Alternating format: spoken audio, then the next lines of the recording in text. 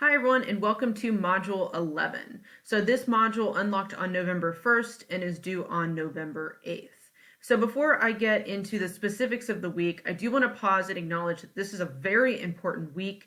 This is election week. Election day is on Tuesday. This is, in my mind, the most important thing all of us will do in the next 4 years. So I really do want to encourage all of you to get out and vote. I'm hoping that you were proactive and maybe did an absentee ballot, a mail-in ballot, maybe you voted in person early. Doesn't matter if you didn't, because you still have an opportunity to go in on Tuesday of this week. So please make sure you go in and vote. Talk to your friends, talk to your family members, encourage people to look at their ballot before they get to the polls.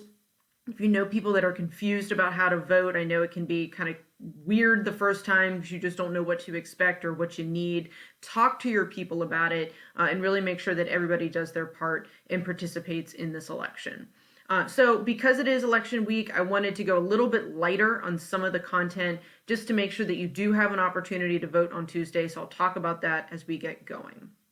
So like a typical week, on Monday, I would recommend doing your Revel reading and your Revel quiz. That's a great place to start. And then probably on Monday, I would also go in and check on the discussion board. So this week, what I'm having you do is watch a really short video about the Milgram study and then answer some questions about essentially why people do evil things, and I'll put evil in air quotes, because that's one of the main things we're talking about in this chapter is essentially why people do the things they do, including some pretty horrible things. So that's what I have done, or what I have scheduled for the discussion board for this week. So that would be, 2 things to try to get done on Monday would be to go in and do all your Revel stuff and then to start your discussion board. Tuesday, please go vote. Again, I can't emphasize enough how important that is. And so because voting is happening on Tuesday, I decided to go a little bit lighter on the PowerPoint slides, since that would be the next thing I would recommend doing. So you'll see there's only 2 PowerPoint videos posted. I think they total about 20 minutes.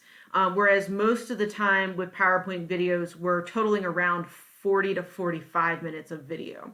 So I essentially cut the video length in half to try to cut down on the content for this week. So next, probably like Wednesday, I would recommend going in, look at your slides, look at the PowerPoint videos, try to give some different examples from the textbook and kind of weave a little bit more of a story between the topics than maybe your textbook did.